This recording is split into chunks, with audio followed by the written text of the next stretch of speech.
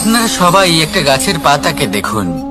যতক্ষণ পর্যন্ত গাছের সাথে মানে গাছের ডালের সাথে জুড়ে থাকে সে সবুজ থাকে, বাতাসের সাথে সে নড়তে থাকে। যতক্ষণ পর্যন্ত ও সূর্য থেকে পাওয়া রশ্মির শক্তি গাছে পৌঁছে দেয় ততক্ষণ ও ডালের সাথে যুক্ত থাকে। কিন্তু যখন সেই পাতা শুকিয়ে যায় তখন তার কোনো গুরুত্ব থাকে না। সেই পাতা গাছের ডালে এবং বৃক্ষের কাছে বোঝা হয়ে থেকে যায়। এবং এমন এক সময় আসে যখন সেই ডালটি শুকনো সেই পাতাকে পরিত্যাগ করে। এটাই আমরা এই প্রকৃতিতে দেখি এবং এটাই হলো সত্য। আর এটাই আমাদের জীবনে খুব বড় একটা শিক্ষা। যদি আপনিও নিজের জীবনে নিজের আপনজনদের কাছে বোঝা স্বরূপ হয়ে দাঁড়ান তাহলে তারা আপনাকে যতই ভালোবাসুক না কেন, ওনারা যদি নাও চান তাহলেও এমন এক দিন আসবে যখন আপনার আপনজন আপনাকে পরিত্যাগ করবে। সেই জন্য সবসময় আত্মনির্ভর হয়ে ওঠার চেষ্টা করুন, নিরন্তর পরিশ্রম করতে থাকুন, কারোর উপর বোঝা হয়ে থাকবেন না, বরং তার সাথে মিলে দায়িত্ব পালন করুন। এমনটা করবেন তাহলে আপনার সম্মানও বজায় থাকবে এবং সম্পর্কের মধ্যে আপনার মূল্যও বজায় থাকবে। আসুন আর আমার সাথে ভালোবেসে বলুন, রাধা রাধা। ঈশ্বর আসলে কে? সংসারের বেশিরভাগ মানুষের কাছে ঈশ্বর হলেন এই সংসারের রচয়িতা, পালনকর্তা। কারোর কাছে উনি জ্ঞাতা, কারোর কাছে উনি হলেন আস্থার প্রতীক, আবার কারোর জন্য শুধুমাত্র অন্ধবিশ্বাস। কিন্তু এই ঈশ্বর কি কোনো শরীর, নাকি একটা বোধ, নাকি শুধুই শ্রদ্ধা? ঈশ্বর হলেন তিনি যিনি হলেন আপনার ইষ্ট। সেই জন্যই তো গুরু, মাতা, পিতা এনাদেরও ঈশ্বরই বলা হয়েছে। যাদেরকে আমরা ঈশ্বর বলে মনে করি, যারা আমাদের ইষ্ট, তারা আমাদের একটি পথ দেখান, একটি দিকে চালিত করেন। সেই পথে চলে আপনি শুভ কর্ম করতে পারেন। আর যখন কোনো ব্যক্তি তার ঈশ্বরের আদেশ পালন করেন তখন সে নিজে থেকেই শুভ পথে অগ্রসর হয়ে যান। বেশ কয়েকজন মানুষ ঈশ্বরের ওপর আস্থা রাখেন এবং ভাবেন যে অনুচিত কোনো কাজ করা উচিত নয়, ঈশ্বর দেখছেন। ওনারা ভয় পান যে কোনো অনুচিত কর্ম করলে কে জানে তার পরিণাম কি হবে। এমন অনেক ব্যক্তি রয়েছেন যারা ঈশ্বরকে বিশ্বাস করেন এবং জানেন যে ঈশ্বর তাদেরকে দেখছেন, তাই যে যে শুভ কর্ম ওনারা করেছেন তার ফল তারা অবশ্যই পাবেন। এবার আপনি ভয় পেয়ে ঈশ্বরকে বিশ্বাস করবেন নাকি বিশ্বাসের দ্বারা ঈশ্বরকে বিশ্বাস করবেন, সেই সিদ্ধান্ত আপনারই। কিন্তু হ্যাঁ, যদি আপনার মনে ঈশ্বরের জন্য কোনো স্থান থাকে, যদি আপনার কোনো ইষ্ট থাকেন, যদি আপনি কাউকে ঈশ্বর মনে করেন যার প্রত্যেক আদেশ আপনি পালন করে থাকেন, তাহলে বলি ঈশ্বর কখনো আপনাকে অনুচিত পথে চালিত করবেন না। আসুন আমার সাথে ভালোবেসে বলুন, রাধা রাধা। কথায় আছে যে স্বপ্ন এবং লক্ষ্য হলো একটি মুদ্রারই দুটি দিক। যতক্ষণ না স্বপ্ন দেখছেন ততক্ষণ বুঝবেন কি করে আপনার লক্ষ্য কি। স্বপ্ন দেখে যদি নিজের লক্ষ্য বুঝতে পারেন, সেটা পেতে চান, তবেই সেটা লাভ করতে পারবেন। কিন্তু স্বপ্ন এবং লক্ষ্য এই দুইয়ের মধ্যে একটা ভারসাম্য রয়েছে যেটা বজায় রাখা প্রয়োজনীয়। একে আমরা বলে থাকি পরিশ্রম। দেখুন, যদি আপনি স্বপ্ন দেখতে চান তাহলে পরিশ্রম ত্যাগ করে নিদ্রা লাভ প্রয়োজন। কিন্তু যদি আপনি লক্ষ্য লাভ করতে চান তাহলে আপনাকে নিদ্রা ত্যাগ করে পরিশ্রম করতে হবে। তাই আলস্য ত্যাগ করুন এবং সিদ্ধান্ত নিন যে আপনি কি চান আপনার জীবনের এই তুলাদণ্ডে। স্বপ্নের পাল্লা ভারী হওয়া প্রয়োজন নাকি লক্ষ্যের? আমার মতে এই দুইয়ের মধ্যে যদি ভারসাম্য বজায় রাখেন তবে পথ নিজে থেকেই সামনে আসবে। শুধু সেই পথে অগ্রসর হতে থাকুন এবং আমার সাথে ভালোবেসে বলুন, রাধা রাধা।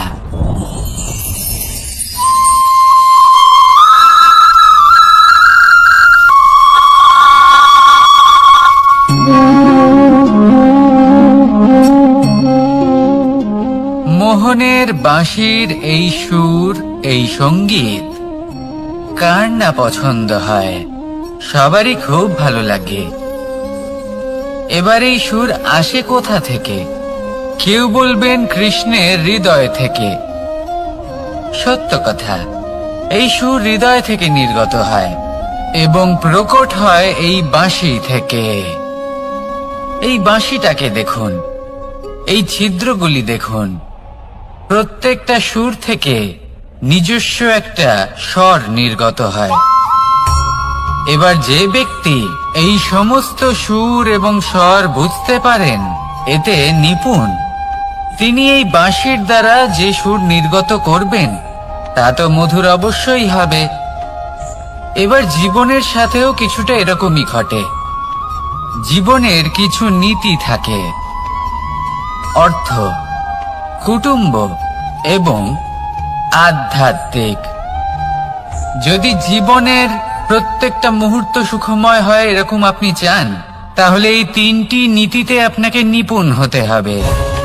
কোনো একটি বিশেষ নীতির প্রতি যদি আপনি বেশি ঝুঁকে পড়েন, তাহলে বাকি দুই নীতি থেকে যা সুখ লাভ করা সম্ভব তা পারবেন না। ধন অর্জন করতে হবে পরিবারের জন্য, পরিবারের সুখ মনের শান্তির জন্য। মনে শান্তির প্রয়োজন মনের শুদ্ধতার জন্য। যখন এই মন শুদ্ধ হবে, জীবন শুদ্ধ হবে, পবিত্র হবে, সুন্দর হবে এবং ভালোবেসে বলবে, রাধা রাধা।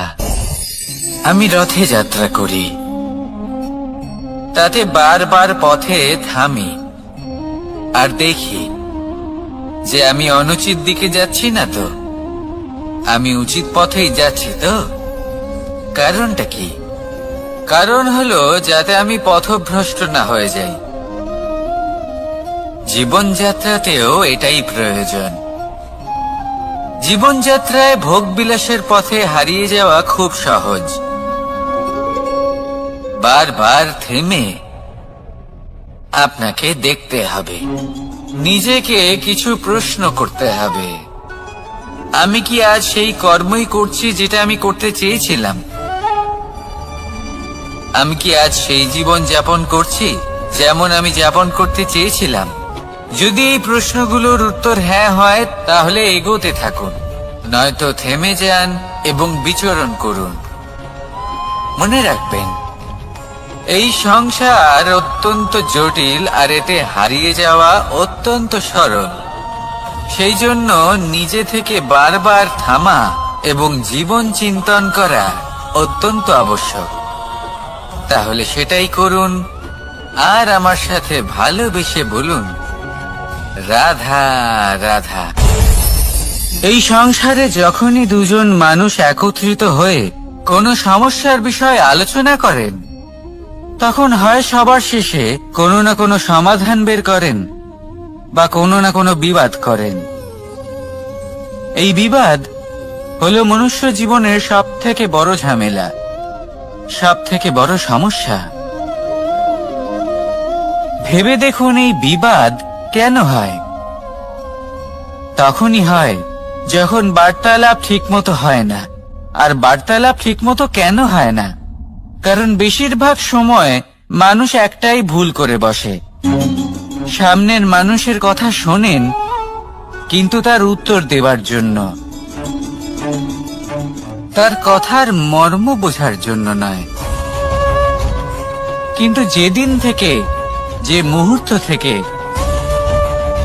আপনি এটা শিখতে শুরু করে দেবেন যে আমি অপরের কথা শুনবো, কিন্তু সেটা বোঝার জন্য, তাকে উল্টে জবাব দেবার জন্য নয়। সেদিন থেকেই বিবাদের সমাপ্তি ঘটবে আর বার্তালাপ স্পষ্ট হয়ে যাবে। দেখুন, হয় সামনের মানুষের কথা বুঝতে শিখুন, বা নিজের বক্তব্য ভালোভাবে সামনের মানুষটাকে বুঝিয়ে বলুন। বার্তালাপ নাকি বিবাদ, আপনি কোনটা চান? সিদ্ধান্ত আপনার। আসুন আর আমার সাথে ভালোবেসে বলুন, রাধা রাধা। কাম, তৃতীয় পুরুষার্থ। এবার অধিকাংশ মানুষই কাম বলতে বিলাসিতা, বাসনা, লালসা মনে করে ফেলে। আসলে এমন কিছুই নয়। কামের বাস্তবিক অর্থ কি? কামের বাস্তবিক অর্থ হলো কামনা। প্রতিটা ব্যক্তি, প্রতিটা মানুষ, প্রতিটা জীব এই সংসারে কোনো না কোনো বিশেষ কারণে আসে। সেই কারণকে পূর্ণ করার জন্য কর্ম করাকে কাম বলে। এখন সেটা সবার জন্য ভিন্ন হতে পারে। কারোর কাছে সেটা জ্ঞান অর্জন করা হতে পারে, আবার কারোর কাছে নির্মাণ করা হতে পারে। কারোর জন্য পরিবারকে সঞ্চালন করা হতে পারে, আবার কারোর জন্য এই সংসার থেকে পাপ দূর করা হতে পারে। কিন্তু সবথেকে গুরুত্বপূর্ণ হলো যে মানুষ যেন নিজের কর্ম ঠিক করে করে, সম্পূর্ণ যত্ন নিয়ে করে। তৃতীয় পুরুষার্থ মানে এই কাম।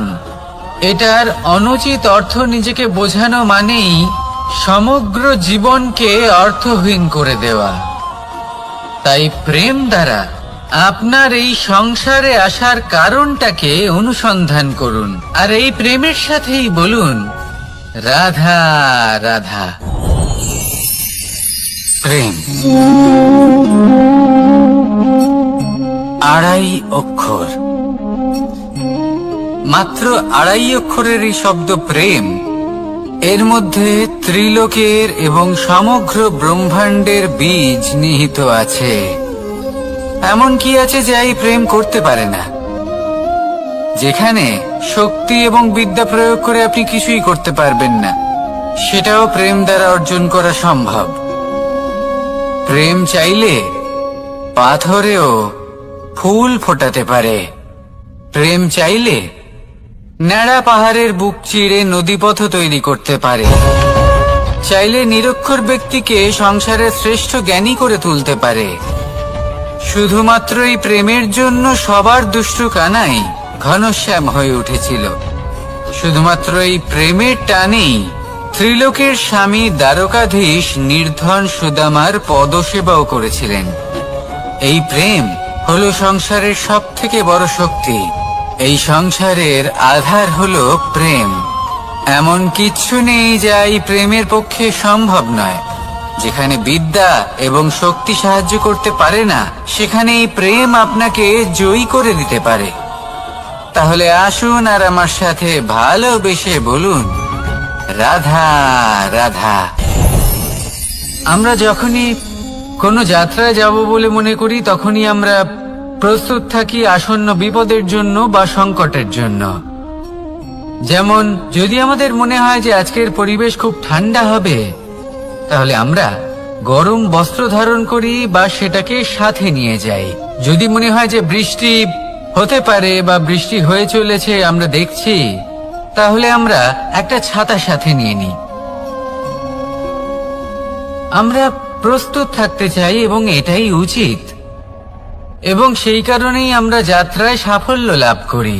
কিন্তু যদি আমরা কথা বলি জীবনযাত্রা নিয়ে, যা কিনা সব থেকে বেশি গুরুত্বপূর্ণ, তাহলে তার জন্য আমরা পূর্ণরূপে প্রস্তুত থাকি না। আশেপাশের মানুষ, এই সমাজ, আমাদের সাথী, আমাদের মিত্ররা যে কোনো মুহূর্তে বদলে যেতে পারেন। সেই জন্য আমরা নিজেদেরকে কখনো সাবধান করি না, কখনোই নিজেদের প্রস্তুত করি না। আমাদের এটা কখনোই মনে হয় না যে এরকম হতে পারে, আর সেই কারণেই শেষে গিয়ে আমরা অত্যন্ত দুঃখ পাই। একটা অমূল্য শিক্ষা আছে যেটা আমাদের লাভ করা উচিত। সতর্ক থাকা উচিত।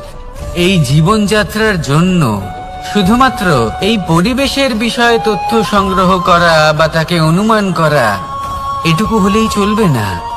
আমাদের আশেপাশের মানুষজনকে দেখতে হবে, তাদের স্বভাব পরিস্থিতির ওপর নজর রাখতে হবে।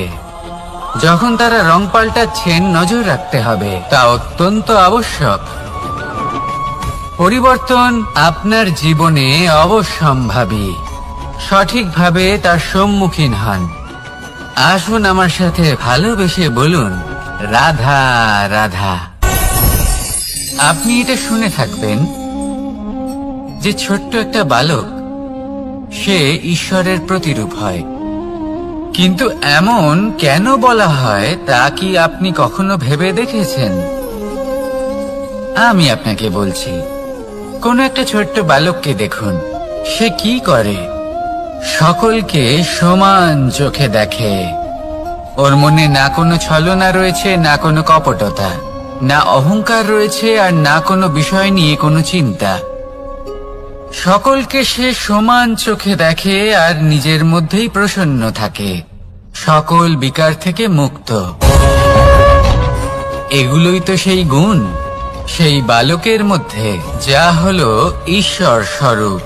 এবার ভেবে দেখুন, যদি প্রত্যেকটা মানুষ এই ছোট বালকের মতো সেই সব গুণ নিজের মধ্যে জাগ্রত করে তোলে, তাহলে কি হবে? তারাও ঈশ্বর তুল্য হয়ে উঠবে। তাই আপনিও এটাই করুন, নিজের মনকে বিকার মুক্ত করুন সেই ছোট্ট বালকের মতো। মনের মধ্যে না কোনো চিন্তা রাখবেন, না মোহ, না ক্রোধ, না কোনো রকমের ছলনা বা কপটতা। সবাইকে সমান চোখে দেখুন আর নিজের মনেই প্রসন্ন থাকতে শিখুন। এই মন প্রেমময় হয়ে বলবে, রাধা রাধা।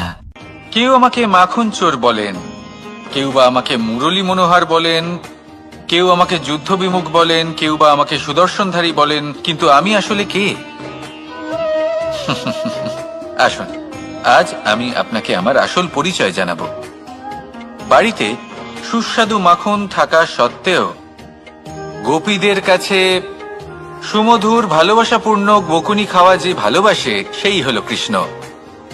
আঙুলে সুদর্শন চক্র থাকা সত্ত্বেও যে রথের লাগাম ধরে থাকবে সেই সিদ্ধান্ত নিয়েছে, সেই হলো কৃষ্ণ।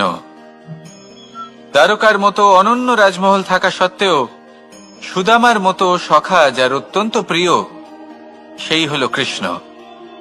যদি আপনার মনে প্রেম থাকে, আপনি প্রেম বিতরণ করেন, সবাইকে ভালোবাসেন এবং ভালোবাসা রক্ষার খাতিরে শস্ত্র হাতে নিতেও আপনি সক্ষম থাকেন, তাহলে আপনি হলেন কৃষ্ণ।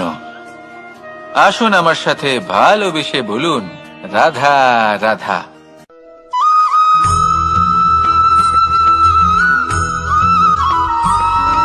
ধন, সম্পদ, ঐশ্বর্য, মানুষ হয় নিজের সৌভাগ্যের দ্বারা এগুলো লাভ করে থাকেন বা কর্মের দ্বারা। সৌভাগ্য আসলে কি? গ্রহের দশা, যা প্রত্যেক মুহূর্তে বদলাতে থাকে। কর্মের মাধ্যমে যখন আপনি ধন অর্জন করেন, তখন সেই ধন আপনার আগামী প্রজন্ম লাভ করে। সেটা হয় সে ভোগ করে বা তার জন্য তার ভোগান্তি হয়। আর এটা নির্ভর করছে আপনার কর্মের ওপরে। কি কর্ম করেছেন আপনি সেই ধনকে লাভ করার জন্য? যদি আপনি সৎ পথে চলেন, নিষ্ঠা ভরে আপনি কর্ম করে থাকেন এবং তার ফলে আপনি ধন অর্জন করে থাকেন, তাহলে আপনার আগামী প্রজন্ম সেটা ভোগ করবে, সেটা প্রয়োগ করবে নিজের বিকাশের জন্য। কিন্তু যদি আপনি কুকর্ম করে থাকেন, কোন রকম ছলনা করে থাকেন এই ধন লাভ করার জন্য, তাহলে 100% আপনার আগামী প্রজন্মকে এর জন্য ভুগতেই হবে। তাহলে আপনি কি চাইবেন? যে আপনার আগামী প্রজন্ম সুখ ভোগ করবে, নাকি আপনার কুকর্মের পরিণাম ভোগ করবে? নির্বাচন আপনারই। আসুন আমার সাথে ভালোবেসে বলুন, রাধা রাধা।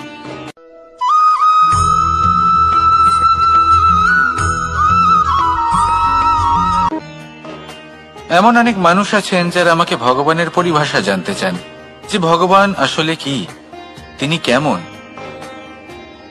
এবার দেখুন, ভগবান হোক বা আপনার স্বপ্ন হোক বা আপনার লক্ষ্য হোক না কেন, সেই লক্ষ্য তখনই পূর্ণ হয়, তখনই তাকে লাভ করা সম্ভব যখন আপনার দৃষ্টিভঙ্গি মঙ্গলময় হয়, যখন আপনি নিজে মনে করবেন যে আমি যেটা পেতে চাইছি তা শুভ।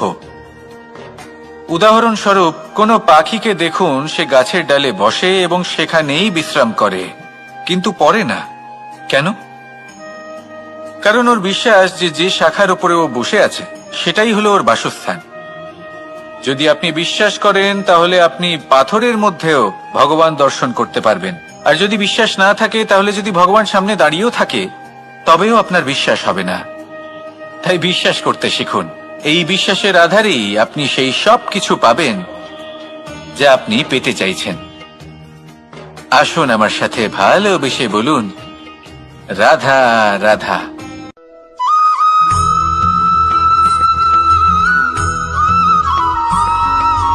মাতা পিতার মনে সবসময় এই বাসনা বাস করে যে ওনাদের সন্তানের যেন মঙ্গল হয়। নিজের সন্তানকে সেই সবকিছু দেবার সবসময় চেষ্টা করতে থাকেন যেগুলো তারা নিজেরা নিজেদের জীবনে কখনো পেতে পারেননি, এবং এই প্রক্রিয়ায় সব থেকে গুরুত্বপূর্ণ বিষয়টি ভুলে যান, নিজের সন্তানকে সেই জিনিস দেওয়া যেটা উনি সব থেকে আগে পেয়েছেন। আমি ধনের কথা বলছি না, আমি বলতে চাইছি নিজের অভিজ্ঞতা দ্বারা ওনারা যে মানসিক স্থিতি লাভ করেছেন, ওনারা যে মর্যাদা লাভ করেছেন, যে শিক্ষা ওনারা লাভ করেছেন, সবার আগে নিজের সন্তানকে সেটা দেওয়া প্রয়োজন। সেটা যদি নিজের সন্তানকে দিতে পারেন তাহলে এই সন্তান জীবনে তার পথে এগোতেও পারবে, ধন অর্জনও করতে পারবে এবং শক্তিশালী অনুভবও করতে পারবে। সেই জন্য সন্তানকে সবার আগে সেটা দান করুন যেটা সব থেকে বেশি মূল্যবান। সেটা দিন যেটা আপনি সবার আগে লাভ করেছেন। আসুন আমার সাথে ভালোবেসে বলুন, রাধা রাধা। কখনো কখনো আমরা খুব ব্যথিত হয়ে পড়ি। আমরা নিজেদের পরিবারের জন্য এত কিছু করি আর তারা আমাদের দেখলেই ভয়ভীত হয়ে পড়ে, আমাদের দেখলে বিরক্ত হয়। কখনো নিজেদের সন্তানকে বিকাশের পথে অগ্রসর করার জন্য আমরা তাদের উপর একটু জোর দিই যাতে তারা পরিশ্রম করে, কিন্তু সেই সন্তান আমাদের উপর বিরক্ত হয়ে পড়ে। কখনো সন্তানকে সঠিক শিক্ষা দেওয়ার জন্য আমরা তাদের কিছু সীমা নির্ধারিত করি, তখন সেই সন্তানের চোখে নিজেদের জন্য আমরা ঘৃণা দেখতে পাই। মানুষ কেন ব্যথিত হবে না? দেখুন, যখন সূচের দ্বারা আপনি বস্ত্র সেলাই করেন তখন সূচের আঘাত সেই বস্তুকে সহ্য করতে হয়, কিন্তু তাতে সেই সূচ বা আপনার উদ্দেশ্যে কোনো প্রভাব পড়া উচিত নয়, কারণ আপনি তো আপনার কর্ম করছেন, আর তাও পূর্ণ নিষ্ঠা ভরে, এবং অবশেষে আপনার উদ্দেশ্য শুভ প্রমাণিত হবে। তাই কেউ বিরক্ত হচ্ছে বলে বা কারোর চোখে নিজের প্রতি ঘৃণা দেখার ভয় কখনো পিছিয়ে যাবেন না। কষ্ট না করে বিকাশ সম্ভব নয়। কর্ম করতে থাকুন, সবকিছু শুভ হবে। আসুন আমার সাথে ভালোবেসে বলুন, রাধা রাধা।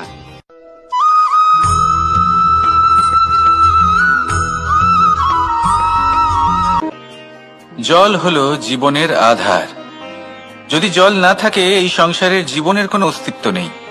এই জল হলো শুদ্ধ, পবিত্র। কিন্তু যখন এই জল পরিবেশের সংস্পর্শে আসে তখন ধুলো, ময়লা, কাদা এবং অন্যান্য বস্তু দ্বারা এই জল পূর্ণরূপে দূষিত হয়ে যায়। এবার যদি এই জলের শুদ্ধিকরণ করতে হয় তাহলে আমরা এই জলকে অস্থির হতে দিই না, তাকে স্থিরভাবে রেখে দিই। আর সেটা করলে সেই জল নিজে থেকেই সকল অশুদ্ধি ত্যাগ করে দেয়, নিজে থেকেই নিজেকে শুদ্ধ করে তোলে।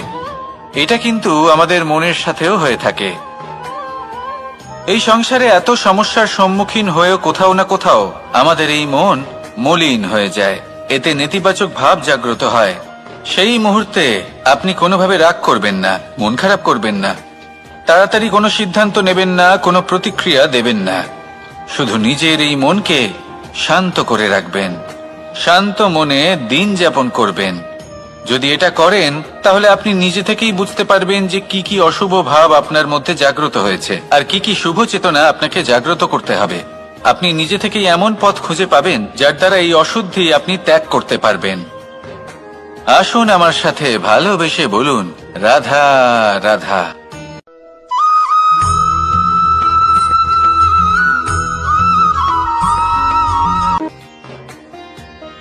প্রেমের পরিভাষা আসলে কি?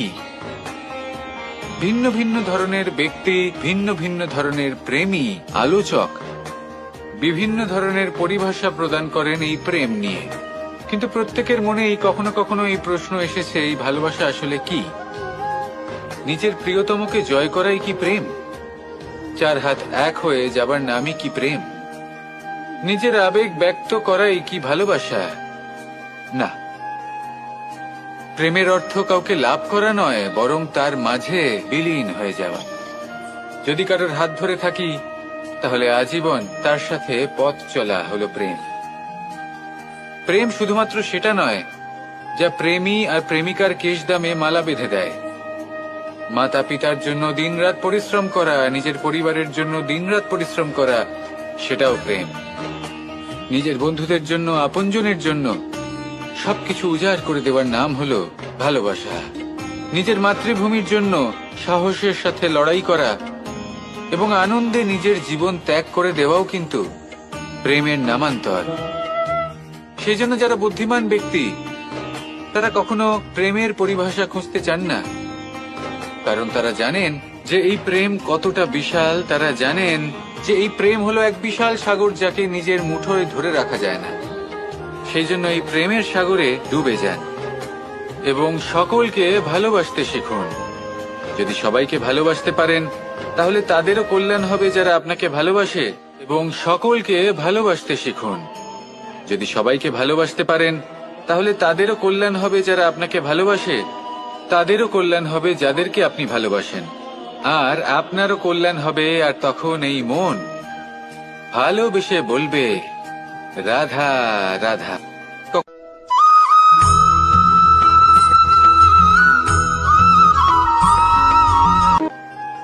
যদি আপনি নিজের জীবনে প্রকৃত বন্ধু নির্বাচন করতে চান তাহলে তার আগে দর্পণ আর ছায়া এই দুইয়ের বিশেষত্বর বিষয়ে জানাটা অত্যন্ত প্রয়োজনীয়।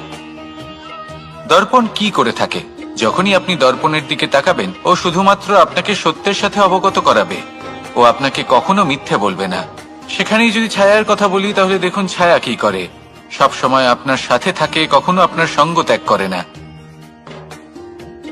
এবার আপনার জীবনে যদি এমন কোনো বন্ধু আসে যে সবসময় আপনাকে সত্য কথা বলবে, আপনার অপগুণের বিষয়ে যদি আপনাকে বলে কিন্তু তাও সে সত্যিই বলবে, তাহলে তার উদ্দেশ্য কিন্তু আপনাকে দুঃখ দেওয়া নয়। সে আপনার অজ্ঞানতা, আপনার ভ্রম দূর করতে চায়। যদি আপনি কোনো অনুচিত পথে চলতে থাকেন তাহলে সে আপনাকে বাধা দিতে চায়।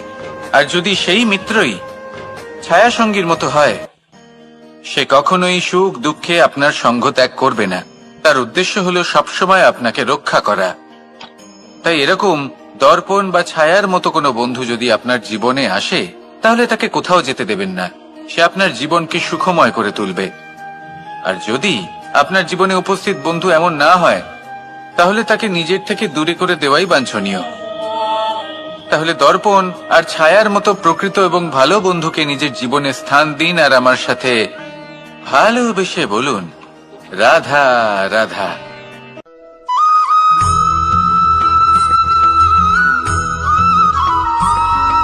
কখনোই প্রশ্ন আসতে পারে যে ইমারত কেন নির্মাণ করা হয়, কেন উৎসব পালন করা হয়, কেন মানুষ নিজেদের জন্মদিন পালন করেন, কেন দোল, বিজয়া দশমী, রাখি, দীপাবলির মতো উৎসব পালন করা হয়। যদি এগুলো পালন না করা হয় তাতে কি যায় আসে?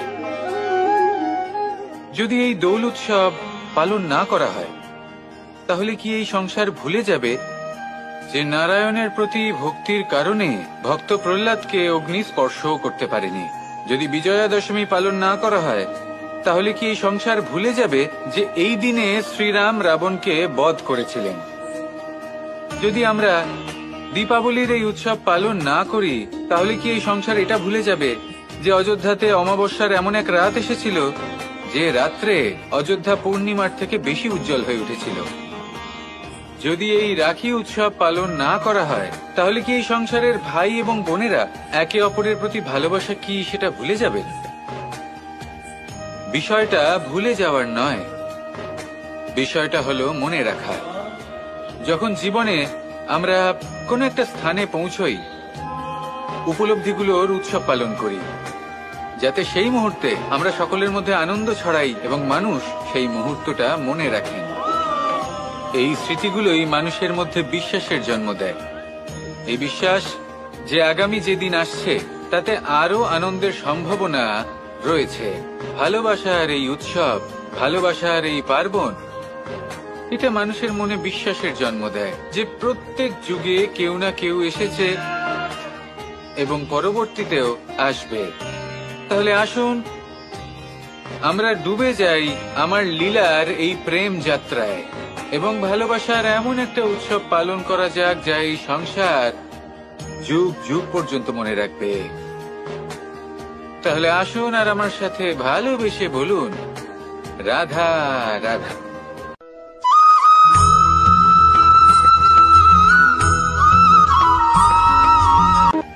আমাদের এই জীবন, তাতে এই যে সময় চক্র, তা তিনটি ভাগে বিভক্ত। এক হলো অতীতকাল, ফেলে আসা অতীত, তারপরে আসে বর্তমান, এখনকার এই মুহূর্ত, আর তারপর আসে আগামীকাল অর্থাৎ ভবিষ্যৎ।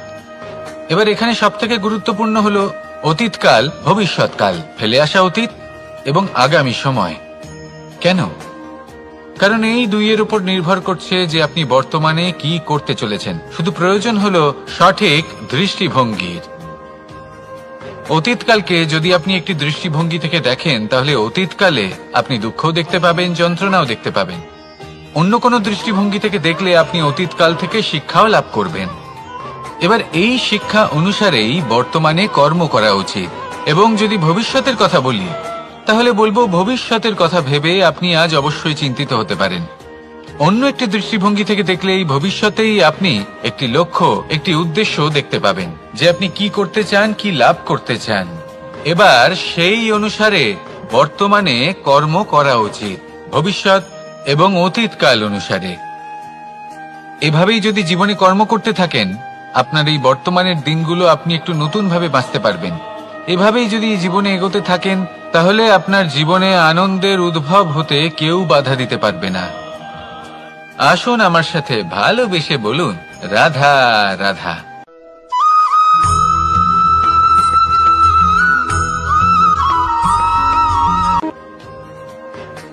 সমুদ্র মন্থনের সময় দুই ধরনের রত্ন লাভ করা হয়েছিল।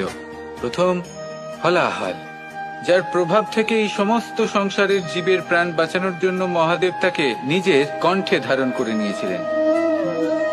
আর দ্বিতীয় অমৃত, যেটা কিঞ্চিত পরিমাণ মাত্রায় পাওয়া গেছিল। কখনো কখনো জীবনে এমন কোন বস্তু যা আপনি প্রয়োজনের থেকেও অনেক বেশি মাত্রায় ভোগের জন্য লাভ করে থাকেন, তা আপনার জন্য বিষ প্রমাণিত হতে পারে।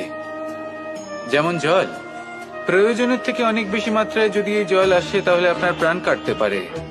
কিন্তু পরিশ্রমের পরে এক পাত্র শীতল জল দ্বারা আপনি যদি স্নান করে নেন, তাহলে তা আপনার শরীরের জন্য অমৃত হবে। পরিশ্রম করার পরে যদি আপনার শরীর এক পাত্র খাবার লাভ করে, তাহলে তা আপনার শরীরের জন্য অমৃত। কিন্তু যদি কোনো পরিশ্রম না করেই আপনি দিনরাত শুধুই খাবার গ্রহণ করতে থাকেন, তাহলে আপনার কাছে তা বিষ সমান। বিষ এবং অমৃত গ্রহণ করাটা আপনার উপরে নির্ভর করছে। কোনো বস্তু আপনার পক্ষে বিষও হতে পারে, আবার অমৃতও হতে পারে। নির্ভর করছে যে আপনি সেটা কিভাবে ব্যবহার করছেন, কতটা মাত্রায় ব্যবহার করছেন। আসুন আমার সাথে ভালোবেসে বলুন, রাধা রাধা।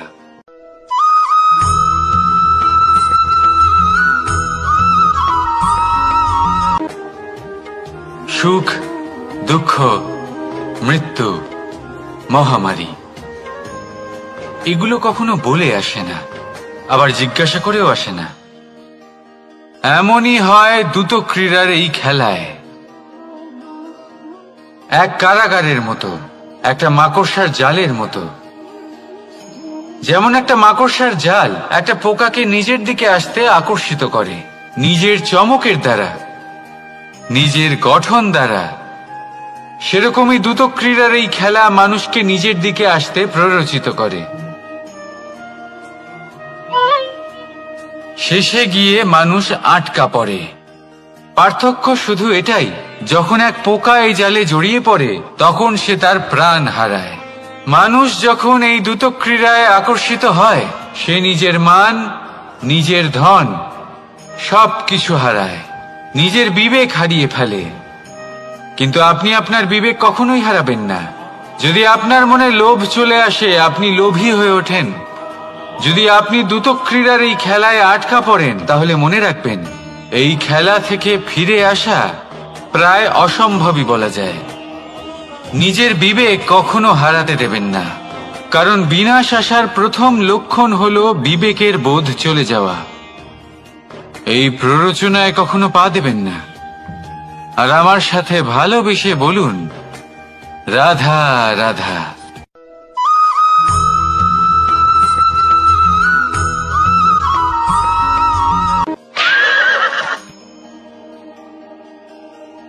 প্রেম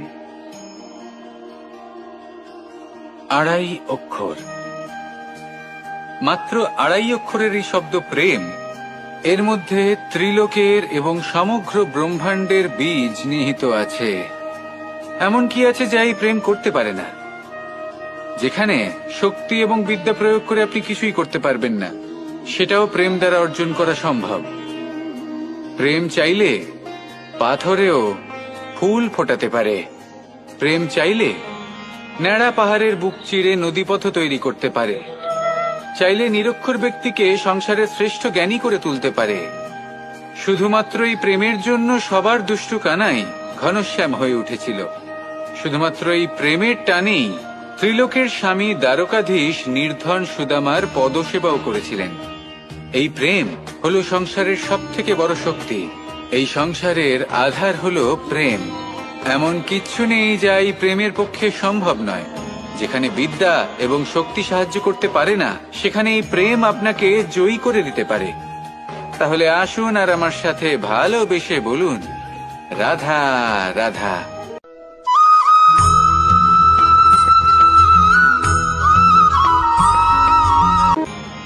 বরদান এবং অভিশাপ, এই দুই হলো একই মুদ্রার দুটি পিঠ।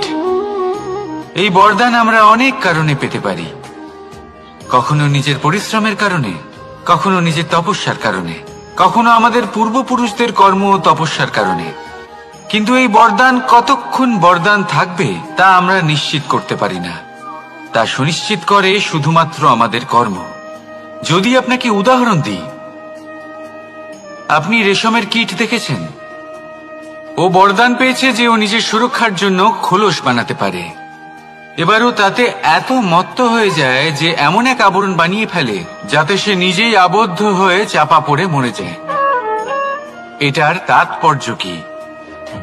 তাৎপর্য খুবই সরল। গর্ব করা খুবই ভালো, কিন্তু অহংকার করা কখনোই উচিত নয়।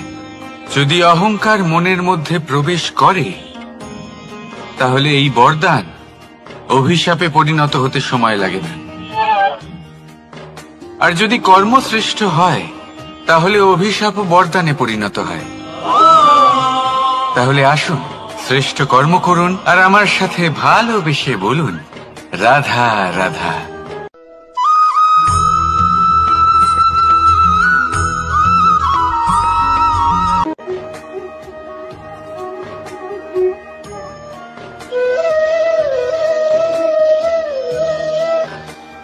কর্ম এবং ফল, দেখতে গেলে এই সমস্ত ব্রহ্মাণ্ড এই দুইয়ের মাঝেই স্থির হয়ে আছে। মানুষজন কর্ম করেন ভালো ফল লাভের আশায়, আর ভালো ফল লাভের আশায় উনি এটাই ভুলে যান যে উনি যে কর্ম করছেন তা কি করছেন। আমি বলেছিলাম কর্ম করুন ফলের চিন্তা না করে, কিন্তু কি কর্ম করছেন সেই বিষয়ে ভাবাটাও অত্যন্ত আবশ্যক। নয়তো অনেক সময় আমরা এমন কর্ম করে ফেলি যা না চাইতেও বিষে পরিণত হয়। যা হয়েছে দুঃশাসনের সাথে, দুর্যোধনের সাথে, গুরু দ্রোণের সাথে। একজনের মানসিকতা উচিত ছিল না, একজনের বিবেক উচিত ছিল না, আরেকজন যে পক্ষ নির্বাচন করেছিলেন সেই পক্ষ উচিত ছিল না। আর যা কিছু ওনাদের সাথে হলো, আপনার, আমাদের সকলের সাথে তা হতে পারে। আমি বলেছিলাম কর্ম করুন, ফলের চিন্তা করবেন না, কিন্তু এই কর্মের বিষয়ে বিচার করে দেখাটাও ততটাই আবশ্যক। দেখুন, কর্ম করার উচিত প্রক্রিয়া ফলের চিন্তা না করা, কিন্তু যদি আপনার কর্ম শুভ হয় তাহলে তার ফলও নিয়তি আপনাকেই দেবে। সর্বদা কর্ম করার সময় এটা ভাবুন যে আপনার এই কর্ম এই সংসারকে, এই সমাজকে, আপনার পরিবারকে, আপনার আশেপাশের মানুষজনকে কোন দিশায় নিয়ে যাবে। যদি এটা সবার জন্য মঙ্গলময় হয় তাহলে কর্ম করতে থাকুন। আর হ্যাঁ, নিশ্চিত রূপে ফলের চিন্তা করবেন না। আসুন আমার সাথে ভালোবেসে বলুন, রাধা রাধা।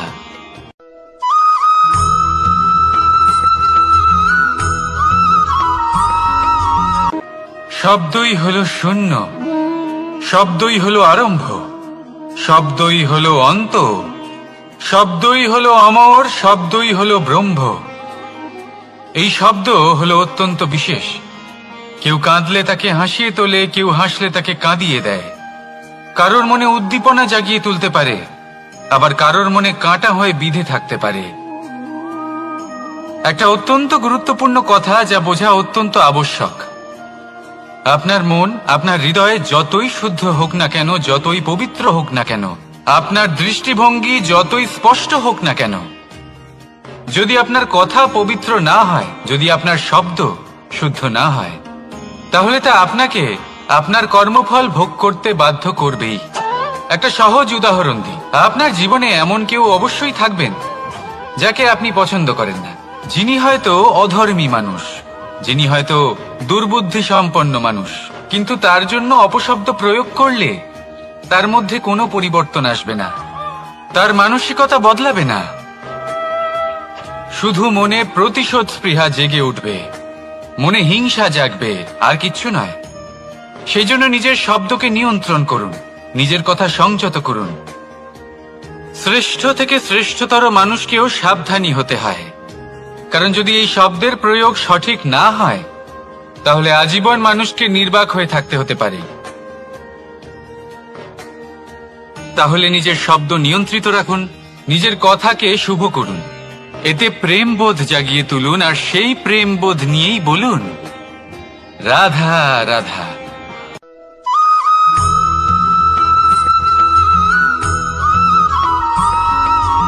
বটবৃক্ষের বীজ সর্ষের দানার থেকেও ছোট হয়, কিন্তু যখন তা নিজের রূপ ধারণ করে তখন তা বিশাল বৃক্ষের আকার ধারণ করে, যা সহস্র বছর ধরে বেঁচে থাকে, ছায়া প্রদান করে, পাখিদের আশ্রয় প্রদান করে, আর দেয় পথচারীদের বিশ্রাম করার স্থান।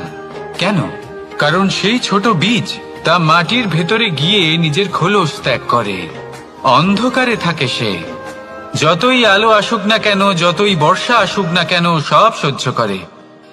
আর তারপরে একটা চারা গাছ অঙ্কুরিত হয়, তারপর ধীর গতিতে একটা বিশাল বৃক্ষতে পরিণত হয়। দেখুন, জীবনে কঠিন সময় আসে, এই জন্য নয় যে আপনি হার মেনে নেবেন, এই জন্য আসে যাতে আপনি ভবিষ্যৎ নির্মাণের জন্য নিজেকে তৈরি করতে পারেন। যদি কঠিন সময়ে আপনি ওই বীজের মতো দৃঢ় হয়ে থাকতে পারেন, তাহলে আপনিও একদিন সেই বিশাল বৃক্ষের মতো নিজের অস্তিত্ব গড়ে তুলতে পারবেন, যা সহস্র বছর পর্যন্ত মনে রাখা হবে। আসুন আমার সাথে ভালোবেসে বলুন, রাধা রাধা।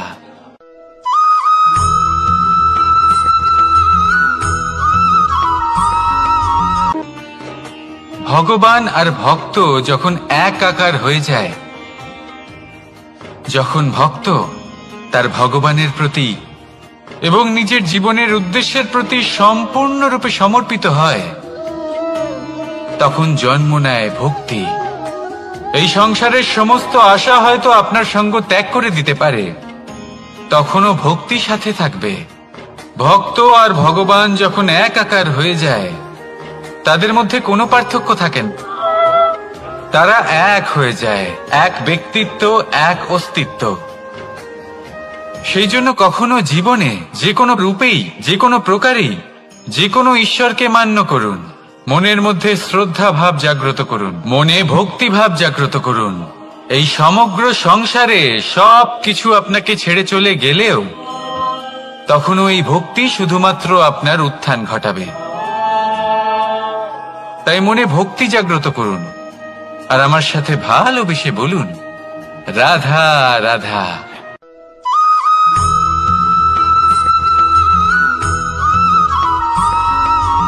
বটবৃক্ষের বীজ সর্ষের দানার থেকেও ছোট হয়, কিন্তু যখন তা নিজের রূপ ধারণ করে তখন তা বিশাল বৃক্ষের আকার ধারণ করে, যা সহস্র বছর ধরে বেঁচে থাকে, ছায়া প্রদান করে, পাখিদের আশ্রয় প্রদান করে আর দেয় পথচারীদের বিশ্রাম করার স্থান। কেন? কারণ সেই ছোট বীজ তা মাটির ভেতরে গিয়ে নিজের খোলস ত্যাগ করে। অন্ধকারে থাকে সে, যতই আলো আসুক না কেন, যতই বর্ষা আসুক না কেন, সব সহ্য করে। আর তারপরে একটা চারা গাছ অঙ্কুরিত হয়, তারপর ধীর গতিতে একটা বিশাল বৃক্ষতে পরিণত হয়। দেখুন, জীবনে কঠিন সময় আসে, এই জন্য নয় যে আপনি হার মেনে নেবেন, এই জন্য আসে যাতে আপনি ভবিষ্যৎ নির্মাণের জন্য নিজেকে তৈরি করতে পারেন। যদি কঠিন সময়ে আপনি ওই বীজের মতো দৃঢ় হয়ে থাকতে পারেন, তাহলে আপনিও একদিন সেই বিশাল বৃক্ষের মতো নিজের অস্তিত্ব গড়ে তুলতে পারবেন, যা সহস্র বছর পর্যন্ত মনে রাখা হবে। আসুন আমার সাথে ভালোবেসে বলুন, রাধা রাধা।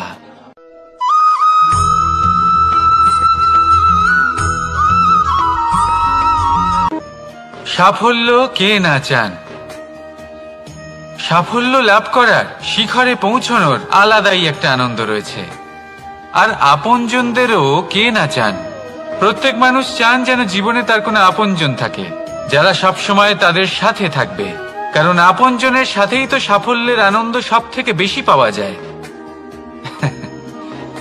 কিন্তু আসলে কি হয়, অনেক সময় সাফল্যের খোঁজে সেই পথে চলতে চলতে আমরা আপনদের থেকে দূরে চলে যাই, না চাইতেও দূরে চলে যেতে হয়, ওনাদের সাথে সময় কাটাতে পারি না। আর আমরা ভুলে যাই যে সাফল্যের আসল আনন্দ আপনজনদের সাথেই পাওয়া যায়। সফল হওয়ার পরে আপনদের সাথে দেখা হলে তাদের চোখে আমাদের জন্য যে আবেগ থাকে, যে সম্মান, যে প্রেম থাকে, সেটাই হলো আসল পুরস্কার। আমরা সেই কথা ভুলে যাই এবং একা হয়ে পড়ি। বেশিরভাগ সময় এটাই হয়, বেশিরভাগ সময় সফল মানুষগুলি একা হয়ে যান। এবার আপনি কি চান? আপনি অসফল হয়ে দিনগুলি একাকিত্বে কাটাতে চান, নাকি সফল হয়ে আপনজনদের সাথে আনন্দে থাকতে চান? সেই সিদ্ধান্ত আপনার। সাফল্যের পেছনে ছুটুন, নিজেকে উজাড় করে দিন, কিন্তু আপনজনদের সঙ্গ ত্যাগ করবেন না। সেই আপনজন যারা আপনার সাফল্যের জন্য দায়ী, সেই আপনজন যিনি আপনার সাফল্যে আনন্দ পান, সুখ লাভ করেন, তাদের কখনো ত্যাগ করবেন না। আসুন আমার সাথে ভালোবেসে বলুন, রাধা রাধা।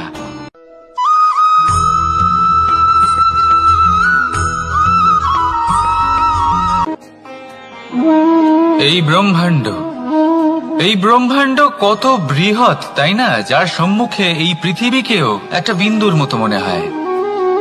আর এই পৃথিবীতে আমরা কে হই, আমাদের আকার কিরকম, আমাদের অস্তিত্বই বা কি?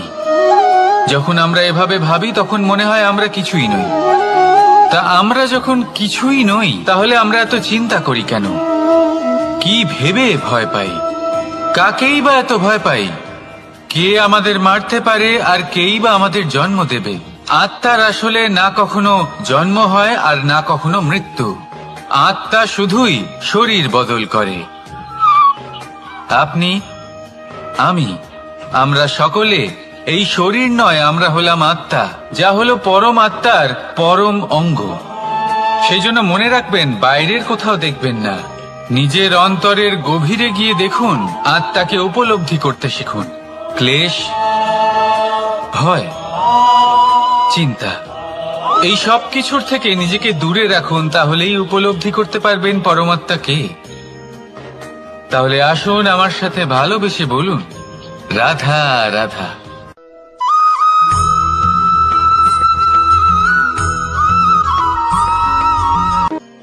মানুষ আর ধন, এই দুইয়ের মধ্যে সম্পর্ক খুব ঘনিষ্ঠ। ধন হলো সেই শক্তি যার ব্যবহার মানুষ করে থাকে সাংসারিক বস্তু ক্রয় করার জন্য, নিজের জীবন যাপন করার জন্য। আর মানুষ হলো সেই শক্তি যারা ধনকে গুরুত্বপূর্ণ করে তোলেন। এবার একটা কথা বলি, ব্যবহার করা উচিত ধনকে আর ভালোবাসা উচিত মানুষকে। এটা বেশিরভাগ মানুষই বোঝেন না। মানুষ এখানেই সব থেকে বড় ভুল করে বসেন। তারা ভালোবাসেন ধনকে আর ব্যবহার করেন মানুষকে। এ হলো অনুচিত। দেখুন, আপনি একটা সূচের দ্বারা যুদ্ধ করতে পারবেন না, আর কোনো তলোয়ার দ্বারা বস্ত্র সেলাই করতে পারবেন না, তাই না? কোনটা কিসের জন্য হয় সেটা বোঝা অত্যন্ত জরুরি। আপনিও সঠিক দিকে অগ্রসর হন। মানুষকে ভালোবাসুন আর ধনকে ব্যবহার করুন।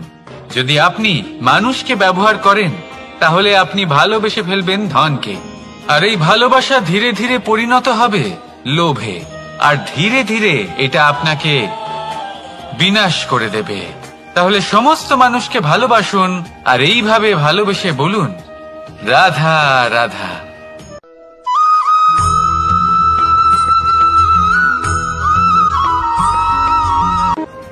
পরিবর্তন এই সংসারের শাশ্বত নিয়ম। কোন রাজা নেই যিনি চিরকাল রাজা থাকেন, কোন ধনী ব্যক্তি নেই যিনি চিরকাল ধনী থাকবেন। এই সংসারে সূর্যের স্থান নেওয়ার জন্য চন্দ্রিমার আগমন ঘটে। কোন স্থান যাকে পতিত বলা হয়েছিল সেখানে মহল তৈরি হয়েছে। কোন স্থান যাকে আজ মলিন বলা হয়েছে কাল সেখানে মন্দিরও স্থাপন হতে পারে। কোন ঋতু চিরকালের জন্য থাকে না, কখনো সময় চিরকাল একরকম থাকে না। আজ যে আপনার কাছে রয়েছে কাল অন্য কারোর ছিল, আজ যে আপনার কাছে রয়েছে কাল তা অন্য কারোর কাছে চলে যাবে। আপনার সাথে কিছু থাকলে তা হলো আপনার কর্ম, কিন্তু সেই কর্মের পরিণামও আপনার নয়। আপনি শুধু কর্ম করুন, বাকি সবকিছুই পরিবর্তনশীল।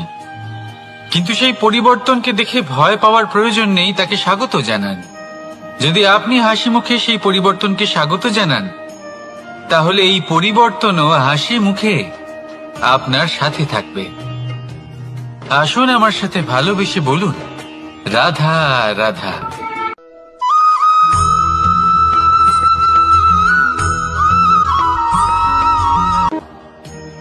বল, শক্তি, পরাক্রম এই সংসারের বিকাশের মূল। কিন্তু কখনো ভেবেছেন যে প্রকৃতি আমাদের এই বল, শক্তি, পরাক্রম কেন দিয়েছেন? যাতে আমরা জীবনে কারোর উদ্ধার করতে পারি, কাউকে সাহায্য করতে পারি, কারোর জন্য ভালো কিছু করতে পারি, কোনো গরিব অসহায় মানুষের জন্য কিছু করতে পারি।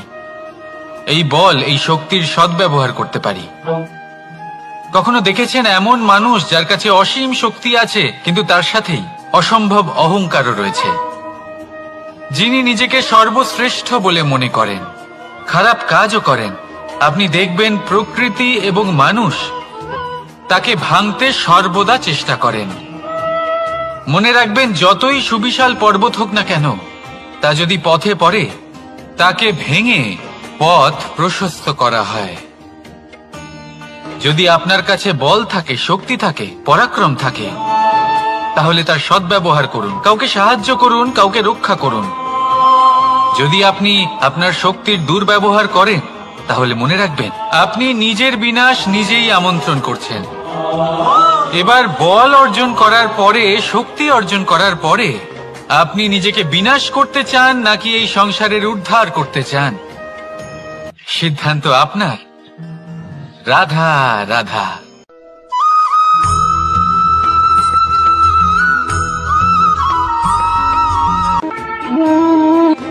সময়, এই সময় আসলে কি? এই সময় একটা সরল রেখা তো কখনোই নয়। সময় হলো একটা চক্র, যেখানে এর আদি সেখানেই হলো এর অন্ত, আর যেখানে তা শেষ হয় সেখান থেকেই তার শুরু হয়। এই সময় একটা অত্যন্ত বিচিত্র চিন্তা, বিচিত্র ভাবনা। এ একটা বিচিত্র বস্তু যা কেউ বুঝতে পারেন না। এই সময়ের লীলা, এর কোনো প্রমাণ নেই, কোনো জ্ঞান নেই, কোনো পরিমাপ নেই। শুধু এটুকু আমরা জানতে পারি, যেখানে শেষ হবে সেখান থেকে একটা নতুন সূচনাও হবে। যা আজ আপনার কাছে আছে কাল অন্য কারোর কাছে যাবে, তারপরে তার কাছ থেকেও অন্য কারোর কাছে যাবে, তারপরে তার থেকেও ছিনিয়ে নেওয়া হবে। এই নিয়তির একজনের কাছ থেকে অন্যজনের কাছে আদান প্রদানের এই সময় হলো আপনার সময়। এই সময়ের সদ্ব্যবহার করুন, এই সময়কে বাঁচুন। আপনাকে শুধু এটাই সুনিশ্চিত করতে হবে যে আপনি কোন পক্ষে আছেন। আর সত্যি বলতে কি, আপনার জীবনের পরিণাম নির্ভর করে আপনার নির্বাচনের ওপর। আপনি কোন পক্ষ নির্বাচন করছেন। তাহলে মনে রাখবেন, জীবনে সেই পক্ষই নির্বাচন করবেন যা চয়ন করার পরে আপনি সুখ অনুভব করবেন, আপনি সন্তোষ লাভ করবেন, প্রসন্নতা লাভ করবেন। আর আমি এটাই সুনিশ্চিত করব যে এই পক্ষ যেন শান্তির পক্ষ হয়, এই পক্ষই যেন প্রেমের পক্ষ হয়। তাহলে চিন্তা করবেন না, আর আসুন আমার সাথে ভালোবেসে বলুন, রাধা রাধা।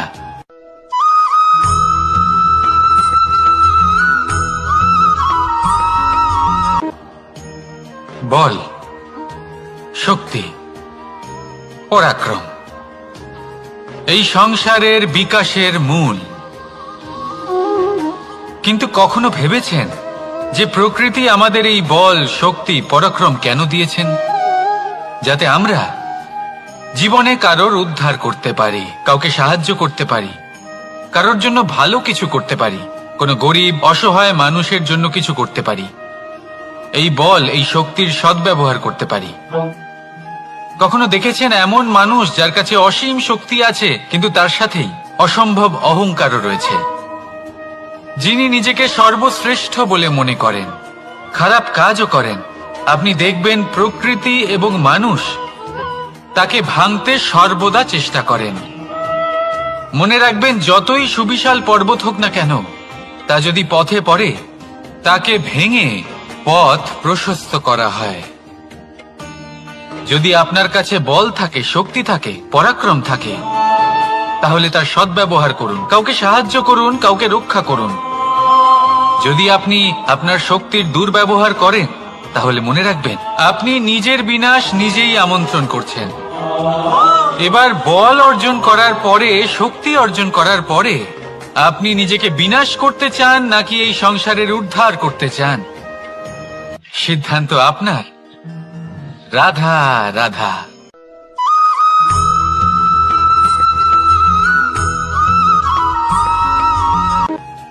দৃষ্টি আর দৃষ্টিভঙ্গি, এই সমগ্র লীলা হলো এই দুইয়ের। বিচিত্র হতে পারে কিন্তু এটাই সত্যি। এবার আপনাকে একটা উদাহরণ দিয়ে বোঝাই। অনেক সময় আপনি কোনো ব্যক্তিকে এটা বলতে শুনবেন যে আমি আমার নিজের উপরে গর্ব করি, আমি নিজেকে নিয়ে গর্ব করি, আমি খুব ভালোভাবে আমার মা বাবার সেবা করি, ওনাদের আমি সবসময় সুখী রাখি, ওনাদের আমি একটা বাড়ি দিয়েছি, সকল সুখ সুবিধা দিয়েছি, ওনাদের জীবনে প্রত্যেক জিনিস দিয়েছি আর দেব যা তাদের প্রয়োজন। এবার আমাকে বলুন যে আপনি কে হন? আপনি হলেন সেই বীজ যা আপনার মাতা পিতা রোপণ করেছেন। আপনার মা বাবাই আপনাকে এই সংসারে জন্ম দিয়েছেন। এবার এইসব কথার কি তাৎপর্য? এই হলো সেই ব্যক্তির দৃষ্টিভঙ্গি। এবার দেখা যাক এই প্রকৃতি আমাদের কি শেখায়। কখনো কোনো গাছকে দেখবেন, যখন সেই গাছে ফল আসে, সে মালিকে এটা বলে না যে দেখো আমি তোমাকে ফল খেতে দিচ্ছি। সেই বৃক্ষ এটা বলে না যে দেখো আমি তোমায় আহার করতে দিচ্ছি, কারণ ও জানে যে এটা হলো সেই মালির পরিশ্রম, এটা হলো তারই কর্মের ফল আর এটা তারই পাওয়া উচিত। সে বলে যে তোমার জিনিস তোমাকেই অর্পণ করলাম, এ আমার জিনিস নয়। ও জানে সেই মালির গুরুত্ব আসলে কি, এটা হলো তার দৃষ্টিভঙ্গি। সেই জন্য আপনি জীবনে কোন ব্যক্তির মধ্যে, কোন পশু পাখির মধ্যে, কোন প্রাণীর মধ্যে, কোন পরিস্থিতিতে, কোন আবেগের মুহূর্তে কি দেখতে পাচ্ছেন, সেটা আপনার দৃষ্টিভঙ্গির উপরে নির্ভর করছে। তাই নিজের মনে ধনাত্মক ভাব জাগ্রত করুন, শুভ চিন্তা নিয়ে আসুন। এই ভাবনাই সত্য হয়ে সামনে আসবে। এই দৃষ্টিভঙ্গি এমন হয়ে যাবে যে আপনার জীবনে সবকিছুই শুভ হবে। তাহলে আসুন আর আমার সাথে ভালোবেসে বলুন, রাধা।